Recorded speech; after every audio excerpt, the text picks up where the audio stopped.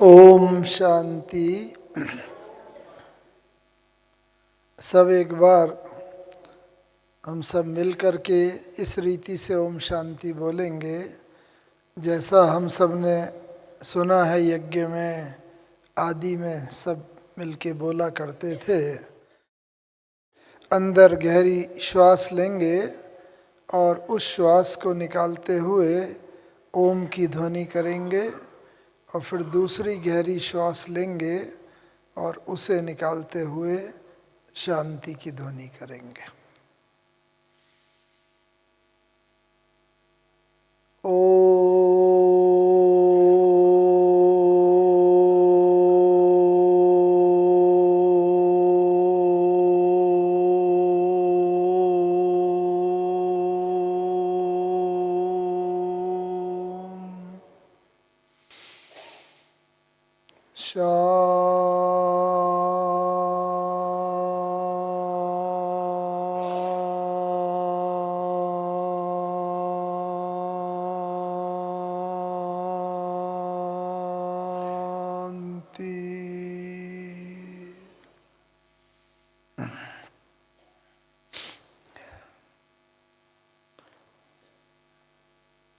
हम सब बाबा के बच्चे परमात्म स्नेह में तो खिंच के ही यहाँ पर आए हैं। जैसा कि बहन जी ने अभी टॉपिक बताया, परमात्म स्नेह, निस्वार्थ स्नेह। हम सबको इसका अनुभव है ही। जब से ज्ञान में आए हैं, जितना निस्वार्थ स्नेह ईश्वर का हो सकता है, परमात्मा का हो सकता है, उतना निस्वार्थ स्नेह तो इस संसार में किसी का भी नहीं हो सकता। हम सभी को अलग अलग क्षेत्रों के अनुभव हैं। फिर भी अगर इस संसार का अगर ये कहा जाए कि अगर कोई स्नेह रिलेटिवली औरों की तुलना में कुछ थोड़ा बहुत निस्वार्थ स्नेह है, तो किसका कह सकते हैं? आप सभी अनुभवी हैं ना। तो माँ का स्नेह, लौकिक माँ का स्नेह फिर भी बच्चे के प्रति बहुत हद तक निस्वार्थ स्नेह होता है, प्रेम होता है। अपना भी सब सुख दुख भूल करके वो बच्चे के लालन पालन में लगी रहती है और उसका स्नेह को फिर भी तुलना किया जा सकता है। इसलिए फिर भी परमात्मा को भी हम माता पिता भी कहते हैं, क्योंकि दोनों रीति से भी परमात्मा का स्नेह हमें निस्वार्थता का अनुभव कराता है। और हम सब भी जब से ज्ञान में आए हैं, तब से हम सबका अनुभव है कि हम लोगों ने कोर्स किया, पहले 7 डे कोर्स किया, कोर्स वगैरह करके ज्ञान में चल रहे हैं। कोर्स के बाद फिर रिवाइज कोर्स भी करा और रिवाइज कोर्स भी बाबा ने कई बार कराया है। अव्यक्त मुरलियाँ भी चल रही हैं जो रिवाइज कोर्स से हमें और एक स्टेज ऊपर ले जाती हैं। इस स्टेज में रियलाइजेशन कोर्स, तो कोर्स भी किया, रिवाइज कोर्स भी किया और अभी रियलाइजेशन कोर्स भी चल रहा है लगातार। अंदर में बाबा की मुरलियाँ सुन के रियलाइजेशन होता है, अनुभव होता है कि हाँ, हम कहाँ तक पहुँचे हैं, कहाँ तक पहुँचना बाकी है। और जो बाबा ने बताया है, जब रियलाइजेशन जितना जितना होता जाता है तो क्या होता जाता है? अंतिम कोर्स हमारा है लिबरेशन कोर्स। लिबरेट, मुक्ति। जो भी कमी कमजोरियाँ हमारे अंदर हैं, उन सब से धीरे धीरे मुक्त होके हम सब लोग अपने लक्ष्य की तरफ, जो हमारा लक्ष्य है लिबरेशन, कमजोरियों से मुक्त हो करके कर्मातीत अवस्था को पाएं, अव्यक्त फरिश्ता स्वरूप बने और फिर अपने घर परम धाम होके फिर नई दुनिया में आए। तो इस प्रकार से हम सब के ये कोर्स चल रहे हैं। और इसमें भी जो निस्वार्थ क्यों कहा परमात्मा के स्नेह को, निस्वार्थ क्यों? क्योंकि दुनिया में तो सबके कोई ना कोई स्वार्थ होते ही हैं, कोई भी संबंध होता है, कहीं ना कहीं स्वार्थ समाया ही होता है। परमात्मा के स्नेह को निस्वार्थ क्यों कहा गया है? क्यों? क्योंकि उसमें कोई रिटर्न की अपेक्षा नहीं है। कि लौकिक में भी अगर पिता का होता है तो ये होता है माता पिता का भी कि चलो बुढ़ापे में सहारा बनेगा, या कोई ना कोई किसी रीति से अपेक्षाएं रहती हैं, एक्सपेक्टेशंस रहती हैं। लेकिन बाबा की कोई एक्सपेक्टेशन नहीं है, अपेक्षा नहीं है। बस यही है अपेक्षा कि बच्चे मेरे किस प्रकार से 21 जन्मों का अपना राज्य भाग वो सब प्राप्त कर लें। और इसीलिए बाबा के स्नेह को बिल्कुल निस्वार्थ स्नेह की संज्ञा दी गई है। अमीर खुसरो बहुत पुराने एक होके गए हैं और उन्होंने बड़ा अच्छा कहा है ईश्वरीय स्नेह के ऊपर। एक दो लाइन कही है कि खुसरो दरिया प्रेम का उल्टी जाकी धार, खुसरो दरिया प्रेम का उल्टी जाकी धार, जो तैरा वो डूब गया और जो डूबा सो पार। ईश्वरीय स्नेह में, परमात्मा के स्नेह में, प्यार में जो डूब गया, उसमें लीन हो गया, वो तो भवसागर से पार हो गया। लेकिन जिसने डूबने का आनंद नहीं लिया और बचा ही रहा, वो फिर तैरा तो वो वास्तव में संसार सागर में, भवसागर में डूब गया। तो अब ये जो संसार भवसागर से पार होने की बात है, जो ये कहा है, इसके अंदर बहुत बहुत गहरा रहस्य समाया हुआ है।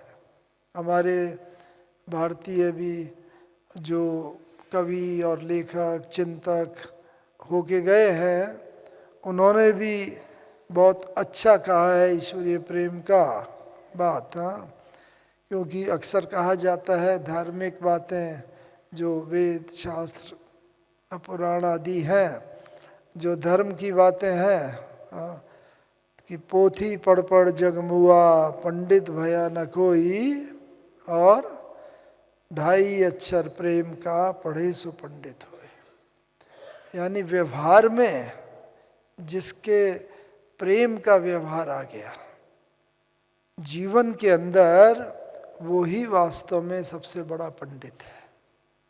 नहीं तो पंडित तो कहा जाता है बहुत यही कि जिसने बहुत वेद शास्त्र वगैरह पढ़े हैं वो ज़्यादा पंडित है।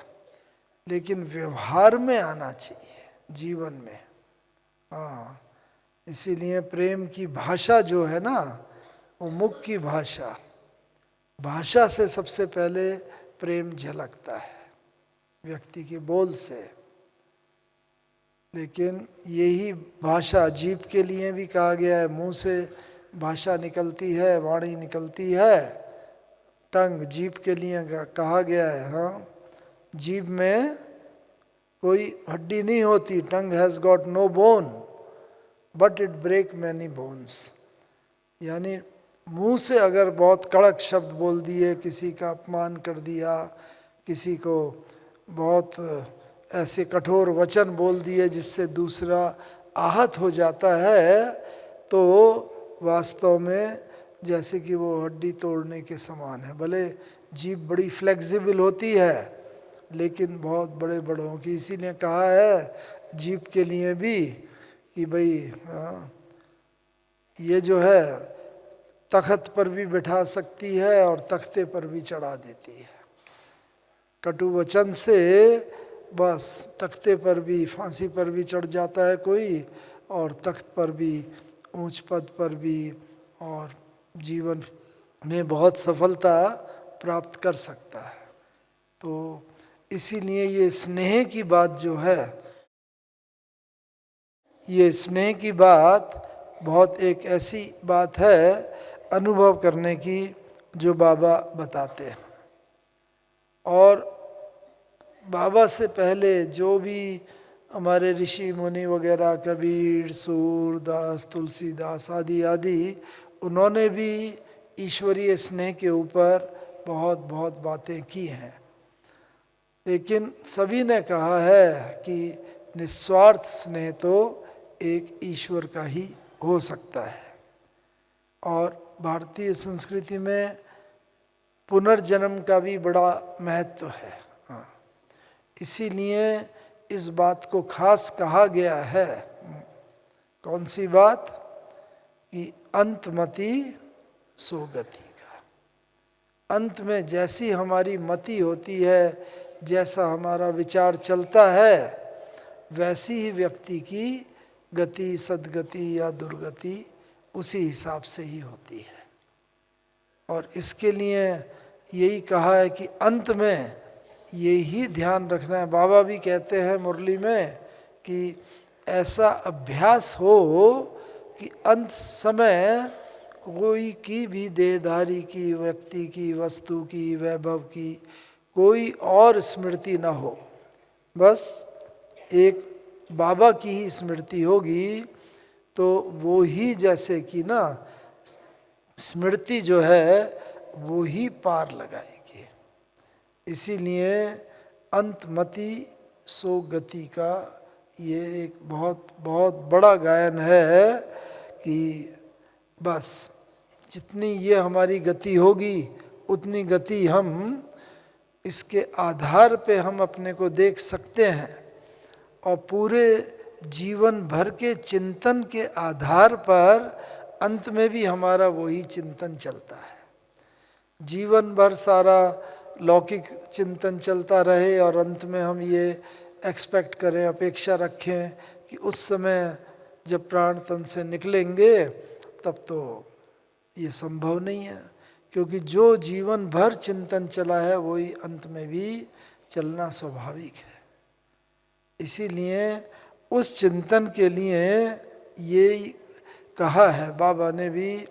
हमेशा बाबा कहते हैं कि अंत में चिंतन कौन सा होना चाहिए? न किसी के प्रति कोई भी वैरभाव, क्योंकि यूजुअली देखा गया है, हमारी संस्कृति में भी लिखा गया है, वेद शास्त्रों में भी, कि अंत में याद वो हो आता है। कौन याद आता है? जिससे या तो बहुत लगाव, झुकाव, प्रेम होता है, स्नेह, मोह होता है, वो याद आएगा, या फिर जिससे दुश्मनी का कोई भाव होता है। अंत समय ऐसे बहुत किस्से सुनने को मिलते हैं, मरते मरते भी बाप कहता गया कि भाई फलाने से हमारा पुश्तैनी झगड़ा है और इसको तुम आगे कायम रखना। तो याद भी या तो अति, कोई भी चीज़ की अति जो है वो याद आती है। कबीरदास भी होके गए हैं, बड़ा अच्छा कहा है उन्होंने। कबीरा खड़ा बाजार में सबकी मांगे खैर, ना काहू से दोस्ती ना काहू से बैर। ये देखना है हमें, जो बाबा कहता है एक रस स्थिति हो, बस न तो किसी से अति स्नेह हो, न किसी से अति बैर हो। क्योंकि अगर अति स्नेह हुआ किसी से तो उसका अति स्नेह जो है हमें, वो फिर बाबा से तो वो बात नहीं रही कि मेरा तो एक दूसरा न कोई। क्योंकि दिल की बात बताए बिना जो स्नेही व्यक्ति होगा उसे बताए बिना रह नहीं सकेंगे, और उसके साथ शेयर किया तो अति स्नेह है। इसका मतलब किसी के साथ अति दुश्मनी भी है, वैर भाव भी है। तो उनके आने की संभावना आगे पुनर्जन्म में जन्म जन्मांतर के लिए हम जैसे अपने भाग्य को लकीर लगा लेते हैं। तो इसीलिए ये देखना, ये स्मृति रखना बहुत आवश्यक है। क्योंकि वर्तमान समय बाबा ने बताया है पहले ही कि माया के ना अब वो रूप नहीं आएंगे ज़्यादातर जो हम समझते हैं। क्रोध है, पता चल जाता है ये माया। अहंकार है, ईर्ष्या है, द्वेष है, बदले की भावना है, ये जितने निगेटिव स्वरूप हैं इससे पता चल जाता है कि ये कमजोरियां हैं, माया है। लेकिन माया के ऐसे ऐसे मीठे सुहावने रूप आएंगे जिनको हम पहचान भी नहीं सकेंगे कि ये माया है या विकार है।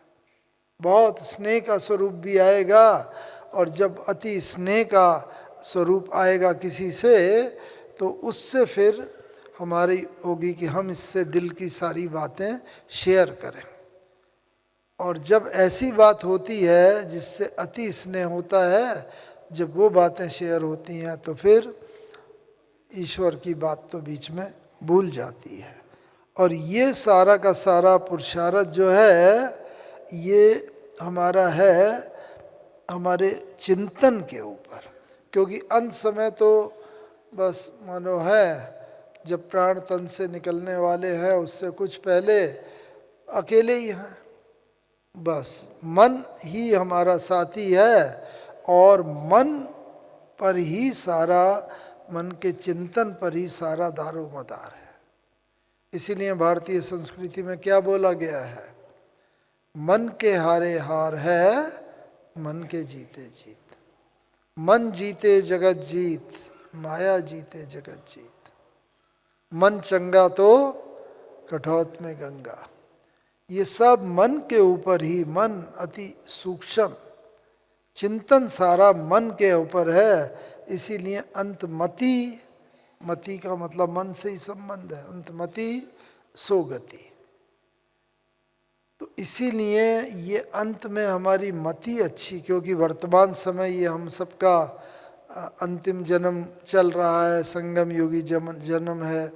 और इसमें जैसे भी अंत में हमारी स्थिति होगी उसके अनुसार ही हमें पुनर्जन्म लेना पड़ेगा, और उसके अनुसार ही आगे के सारे जन्म भी होंगे। तो इसीलिए इसे बड़े ख्याल करने की ज़रूरत है। और अंत में मति कैसी होगी, किस प्रकार की होगी, वो निर्भर करता है हमारी एकाग्रता की शक्ति।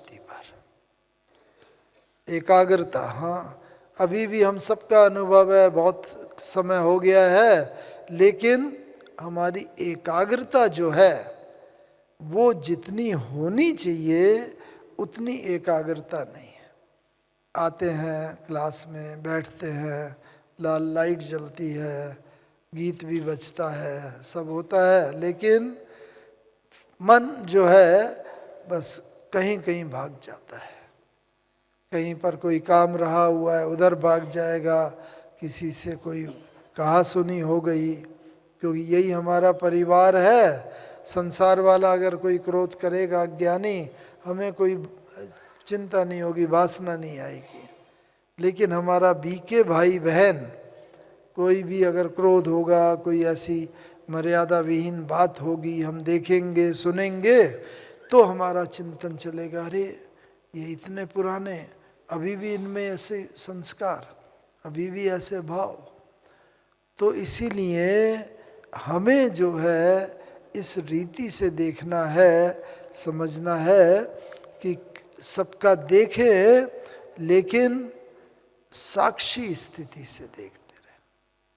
बस साथी बाबा को बनाए, लेकिन जितना बाबा का साथीपन का अनुभव होगा उतना ही दूसरों के व्यवहार को देखेंगे भी, लेकिन उसका लेप छेप हमारे ऊपर नहीं पड़ेगा।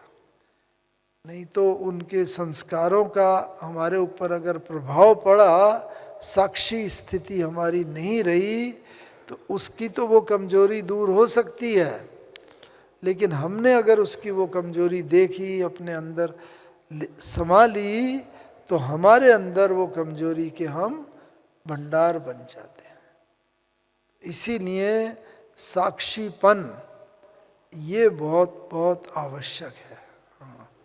तो ये साक्षी स्थिति हो करके चलना, ये देखना, दूरदृष्टि, हाँ, और साक्षीपन की स्थिति, ये जीवन के अंदर धारण करते हुए चलना है, तो तब हम परमात्म स्नेह का अनुभव कर सकेंगे, निस्वार्थ स्नेह का। क्योंकि जब दूसरे की बातों में हम जाते हैं वो, तो उससे क्या होता है, हमारी भारतीय संस्कृति ने भी कहा है, क्या बात कही है, बड़ी सीधी बात, सिंपल, जियो और जीने दो। हम क्या होता है, परिवार में रहते हैं, समाज में रहते हैं, हमारा कोई जीवन का अनुभव होता है, विशाल अनुभव होता है, हम समझते हैं हम छोटों को चलाएं, बाप बेटे को, सास बहू को, भाई भाई को, बड़ा छोटे को चलाना चाहता है अपनी इच्छा से। और आजकल तो कोई आवश्यक नहीं है कि सब एक दूसरे की कहने से चलेंगे। तो जब चलते नहीं हैं तो मन में फिर बहुत व्यर्थ संकल्प उत्पन्न होते हैं। बताना हमारा फर्ज है, गाइड करना वो बताना फर्ज है, बता दें, लेकिन ये एक्सपेक्ट करना कि वो मेरे कहने पर ही चलेगा, ये नहीं होता है, ये अपेक्षा नहीं रखनी चाहिए। इससे क्या होता है कि हमारी स्थिति काफ़ी निर्विघ्न स्थिति रह सकती है। बताने का फर्ज था, बता दिया। तो एक तो ये है अपेक्षा, और दूसरा शब्द है उपेक्षा। हम किसी की उपेक्षा कर देते हैं जब, तो क्या होता है, उसका उपेक्षा करते हैं किसी की, तो उसको अंदर ही दिल में महसूस होता है, अपमान महसूस होता है। और जब उसे अपमान महसूस होता है तो उसकी वो वाइब्रेशन जो है वो हमारे तक आती हैं, वो नेगेटिव वाइब्रेशन हमें भी नेगेटिविटी के वातावरण में ले जाती है। क्योंकि ये नियम है कि जैसी हमारी वृत्ति होती है, अंदर की वृत्ति होती है, वैसे हमारे वाइब्रेशंस होते हैं। वृत्ति को कह सकते हैं एक तरह से जैसे सबकॉन्शियस माइंड, हमारा चेतन मन, जैसे वो बड़ा शक्तिशाली होता है। एक है चेतन मन, अभी हम सब चेतनता में बैठे हुए हैं, ये चेतन मन कार्य कर रहा है। और एक होता है अचेतन मन, वो जब व्यक्ति जैसे सो जाता है या चेतनता की संपूर्ण स्थिति में नहीं होता है, उस समय जो भी संकल्प होते हैं, जो भी बात होती हैं, वो कई कई गुना शक्तिशाली होती है और वो मन को चलाती है। तो चेतन मन से अचेतन मन कई गुना शक्तिशाली होता है। तो हमें ये देखना है कि हमारा चेतन मन भी किस प्रकार से वो हो। तो एकाग्रता बढ़ाना, अभी बाबा ने बहुत मुरलियों में एकाग्रता की बात कही है। तो एकाग्रता कैसे बढ़ाए? बचपन में वो एक्सपेरिमेंट तो सबने किया है ना, वो लेंस को सूरज के सामने रख देते हैं तो सूरज की किरणें एकाग्र हो जाती हैं और नीचे कोई कागज़ है या कुछ भी चीज़ है वो जल जाती है। वो सूरज की सारी शक्ति एकाग्र हो जाती है और एकाग्र होने से इतनी अग्नि पैदा हो जाती है। ऐसी हमें भी योग अग्नि को प्रज्वलित करना है। योग तो हम सब करते ही हैं, अमृत वेले भी करते हैं, दिन में भी समय मिलता है, शाम को भी, लेकिन योग अग्नि प्रज्वलित हो जिससे हमारे जन्म जन्मांतर के विकर्म भस्म हो। वो कब होगा योग अग्नि? जब कुछ 3-4 बातों की स्मृति रखेंगे। एक बात, पहली बात एकाग्रता के लिए है एकांत। एकांत माने ये केवल हल्ले गुल्ले से दूर नहीं, एक की याद में अंत, एकांत, वो एकांत है। और एकांत माने एक बाहर का एकांत, एक अंदर का एकांत। ये बहुत आवश्यक है। बाहर भी एकांत, इसीलिए बाबा ने अमृत वेले का समय भी बोला है, क्योंकि सुबह के समय जरा बाहर का एकांत बहुत अक्सर अच्छा होता है। जैसे जैसे दिन चढ़ता जाता है, लोग कार्य व्यवहार में आते हैं, तो एकांत कम होता जाता है, आवाज़ के वातावरण में ज़्यादा आते जाते हैं।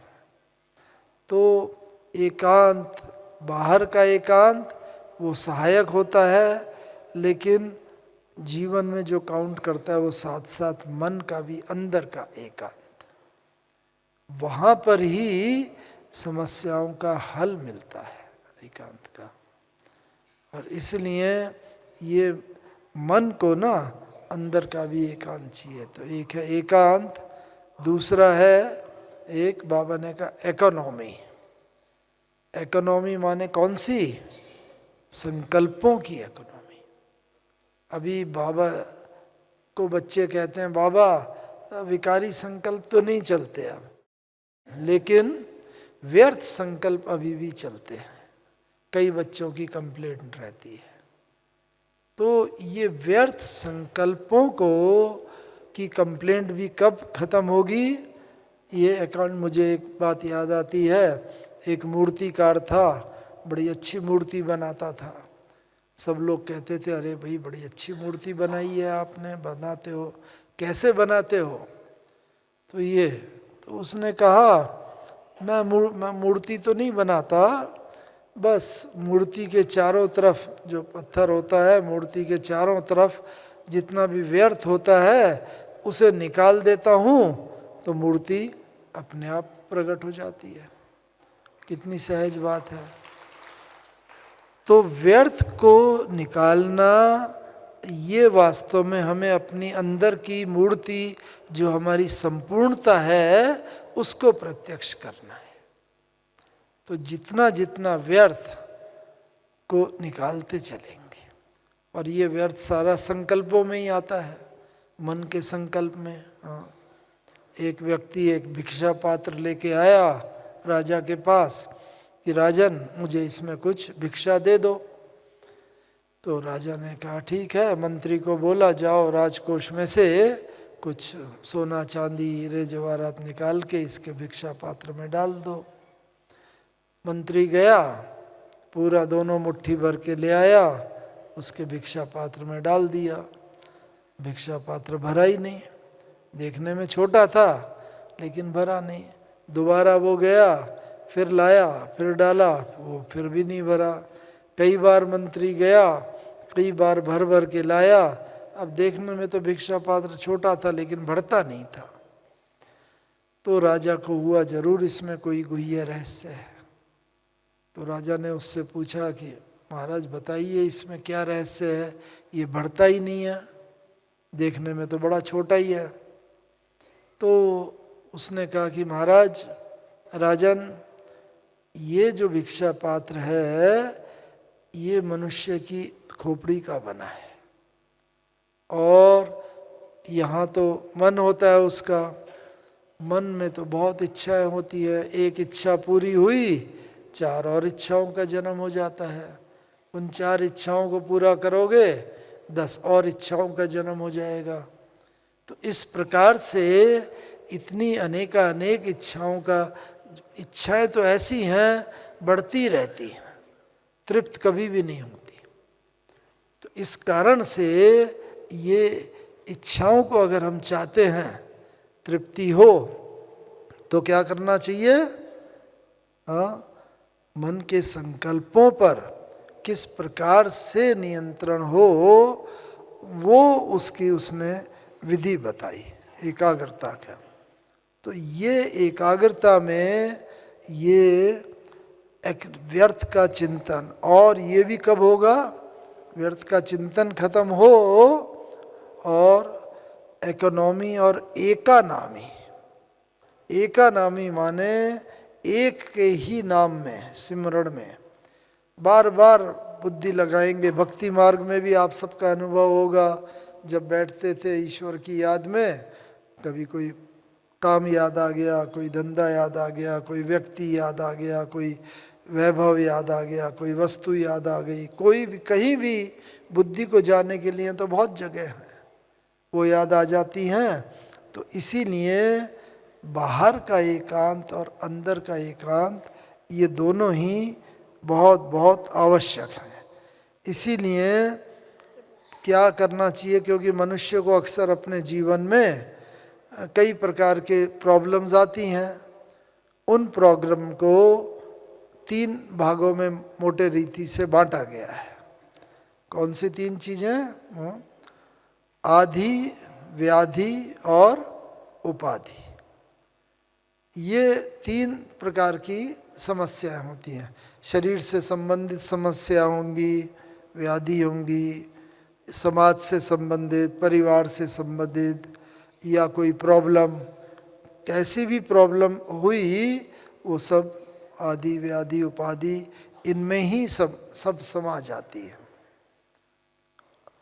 इसका उपाय क्या है? बड़ा अच्छा किसी ने कहा है, इसका उपाय है, आदि व्याधि उपाधि ये समस्याओं का उपाय है समाधि। समाधि का मतलब कोई ये नहीं कि सब छोड़ छाड़ के जंगल में चले गए, पहाड़ों पर चल गए और एकदम समाधिस्थ हो गए, नहीं।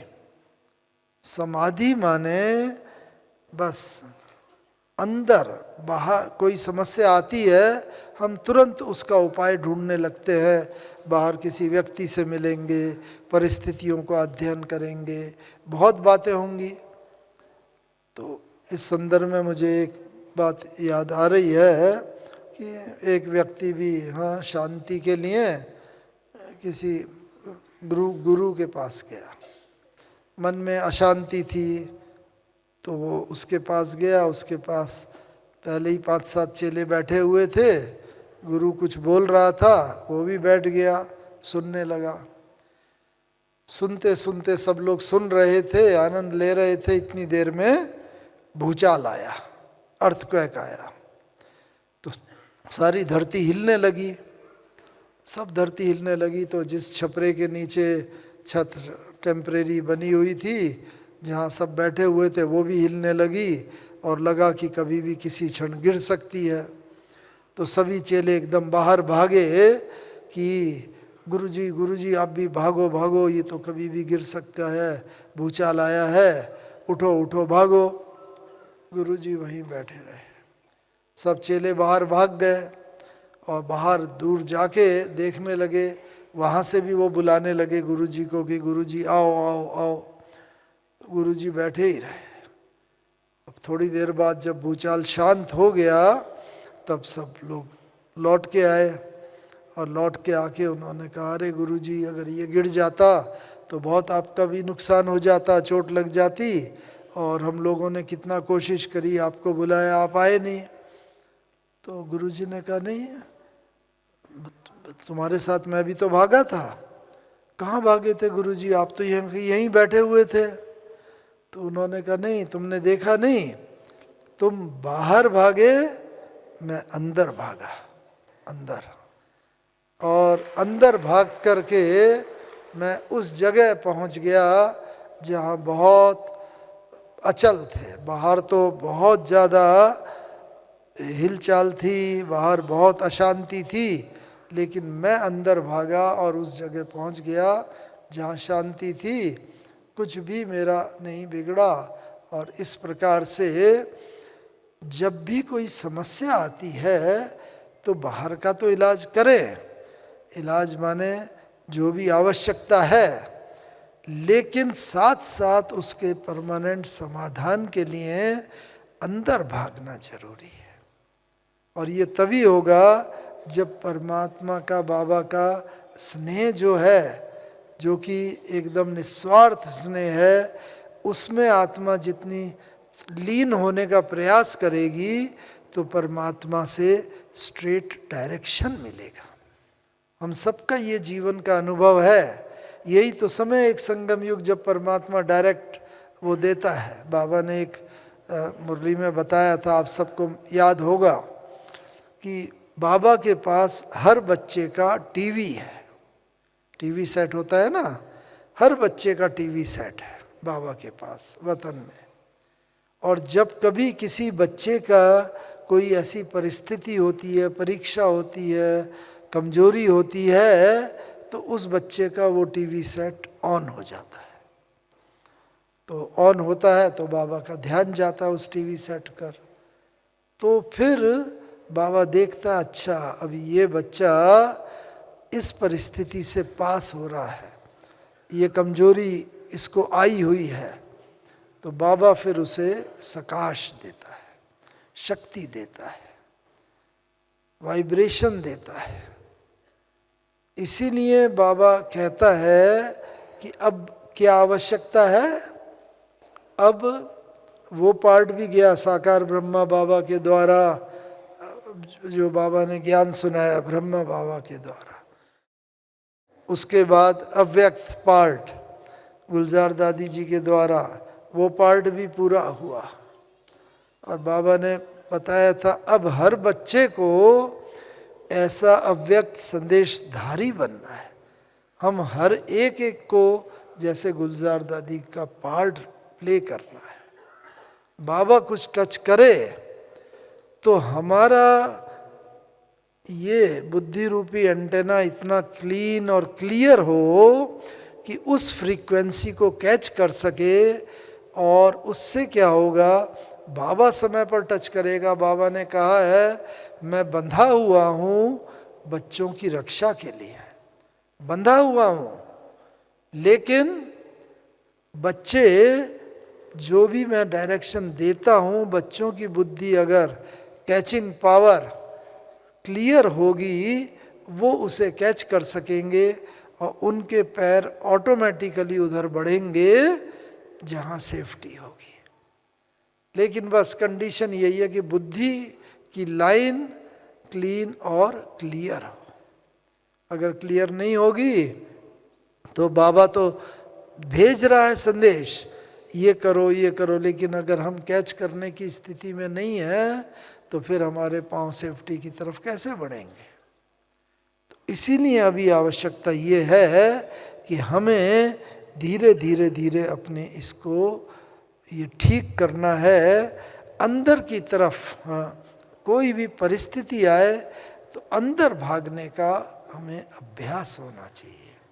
और जितना जितना हमें अंदर भागने का अभ्यास होगा, वो उतना उतना हम बाबा की हर डायरेक्शन को कैच कर सकेंगे। और जितना जितना कैच करेंगे ऑटोमेटिकली सेफ्टी की तरफ हम भागेंगे। एक बाबा ने ये बताया है, और बाबा ने क्या बताया है अपनी, आजकल बाबा की, कल भी परसों बाबा ने बोला ना, व्रत रखो तो वृत्ति पावरफुल होगी। भक्ति मार्ग में भी व्रत का गायन है। व्रत होता है, किसी चीज़ का व्रत रखते हैं, भाई आज हमारा खाने पीने का व्रत है, उस चीज़ से छुट्टी लेते हैं, यानी उस दिन वो चीज़ नहीं खाते, व्रत। और वैसे भी व्रत अगर होता है तो दृढ़ता का प्रतीक है व्रत। दृढ़ता से हम अपने संकल्प को सिद्ध करते हैं। कुछ चीज़ खानी है, जो करना है, उसका भी व्रत लेते हैं। मैंने ये करने का व्रत लिया है, तो फिर वो करने की तरफ भी दृढ़ता होती है, आगे बढ़ते हैं। तो जितनी हमारी वृत्ति जो है अंदर, देखते जाए, कैसे हम चेक करते जाएंगे? अपनी वृत्ति को हम अपने संकल्प और स्वप्न से चेक कर सकते हैं। जितने जितने हमारे स्वप्न सतोगुणी होते जाएंगे, नई दुनिया के नज़ारे देखते जाएंगे जो बाबा ने कहा है, तो बस इसका मतलब हमारी वृत्ति शुद्ध होती जा रही है। और वृत्ति से क्या होता है? वाइब्रेशन बनते हैं। जैसे साइंस जो पढ़े हुए हैं वो जानते हैं, एक चीज़ होती है ट्यूनिंग फॉर्क। हाँ, ऐसा वाई शेप का होता है, उसे पकड़ के अगर थोड़ा हिलाओ वो वाइब्रेट करता है, आवाज़ निकलती है ज़ूम। और उसके पास अगर दूसरा ट्यूनिंग फॉर्क लाओ वो भी वाइब्रेट करने लगता है, और लाओ तीसरा वो भी वाइब्रेट करने, टच नहीं किया लेकिन दूर से ही ये वाइब्रेट करता है, इसको कंपनी में आके वो भी वाइब्रेट करता है। यही हमारे मन की स्थिति है। तो वृत्ति से वाइब्रेशन बनता है, और वाइब्रेशन से फिर वायुमंडल बनता है। बाबा ने कहा सेंटरों पे लोग आते हैं, अनुभव करते हैं, मधुबन में आते हैं, यहाँ बड़ी शांति का अनुभव हो रहा है, बहुत पीस का अनुभव होता है। क्यों? क्योंकि हम सब के वाइब्रेशन अंदर की सतोगुणी वृत्ति, पवित्रता, प्योरिटी के कारण वो वाइब्रेशन भी ऐसे होते हैं जिनको आजकल विज्ञान जो है वो फोटोग्राफ कर सकता है, करता है।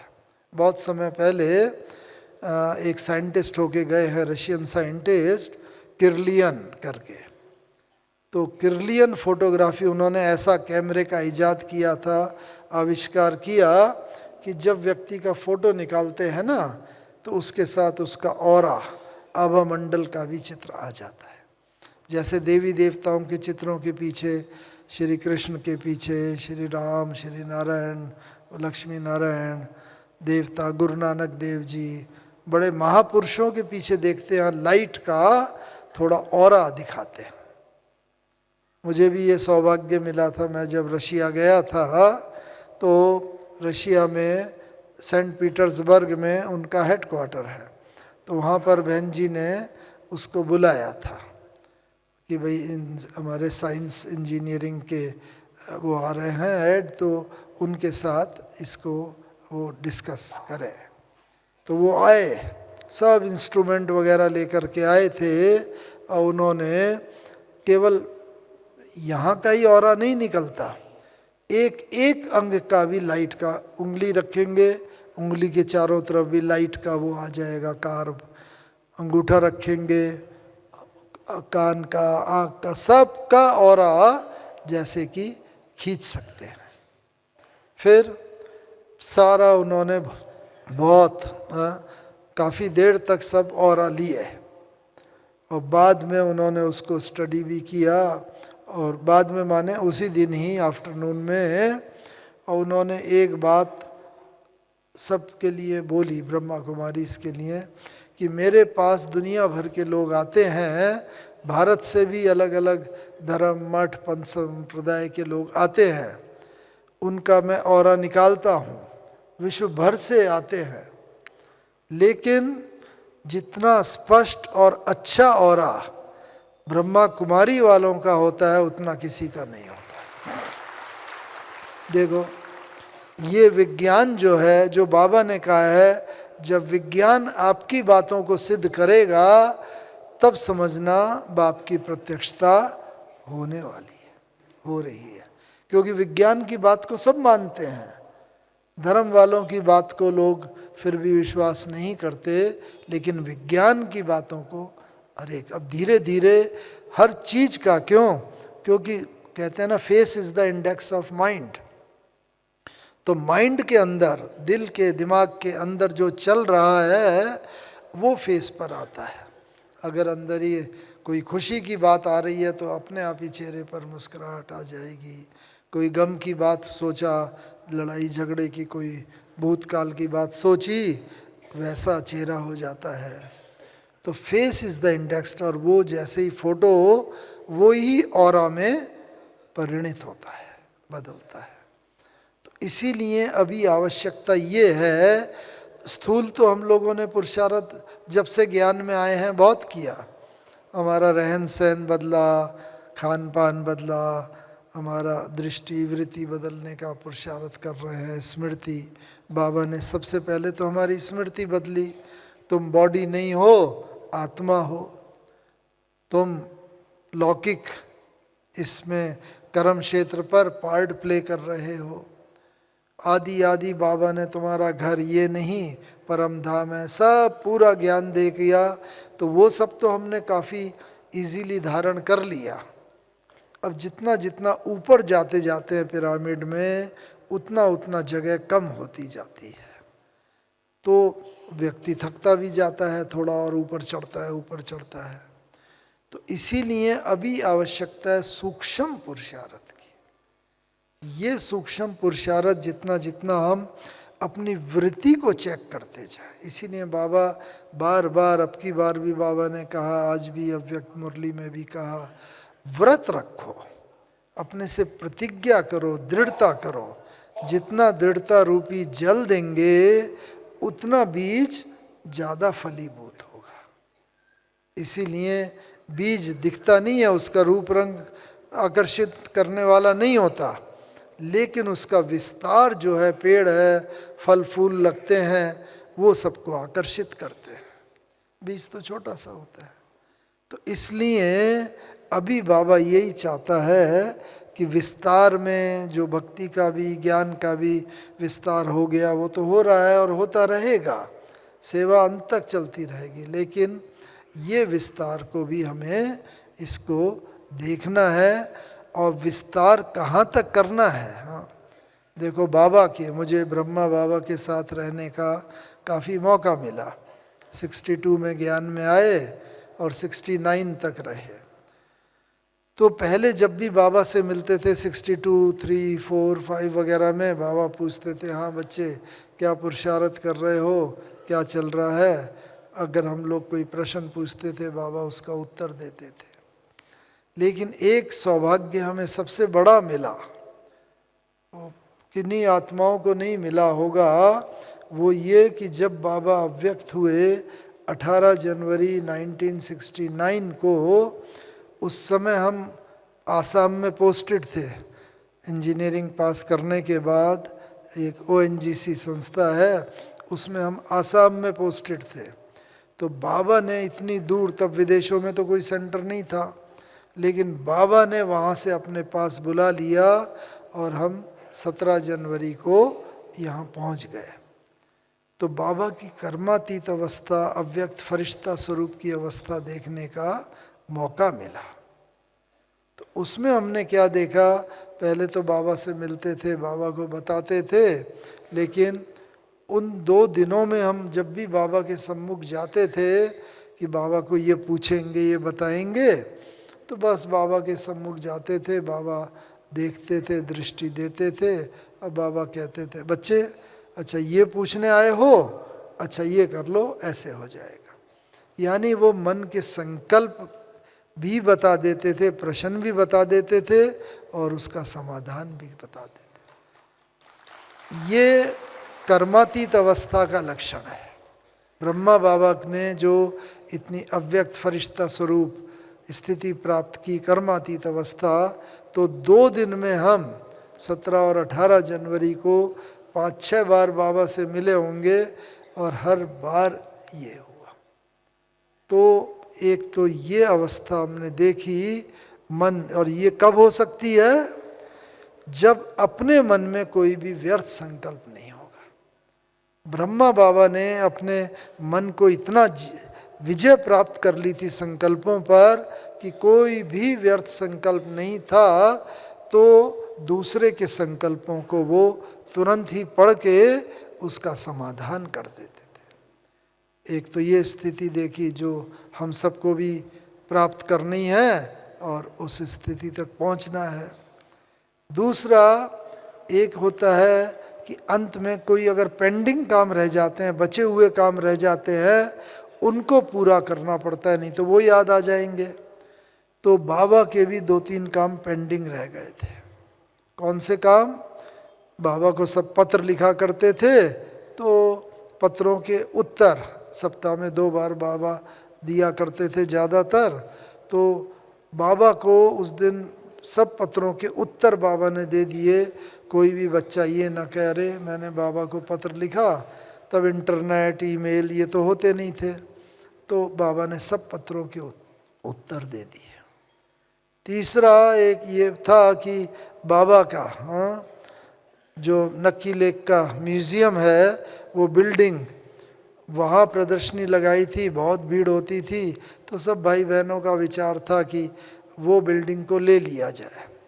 तो उस दिन बाबा ने वो उस फाइल को भी क्लियर करा, अच्छा इसे लेके यहाँ सेवा का स्थान बना दो। और चौथा, बाबा ने रोज़ रात्रि क्लास लगभग 8:45-9 बजे होती है, उस दिन बाबा ने कहा कि आज बाबा 7 बजे क्लास कराएगा और सब लोग भोजन करके आए।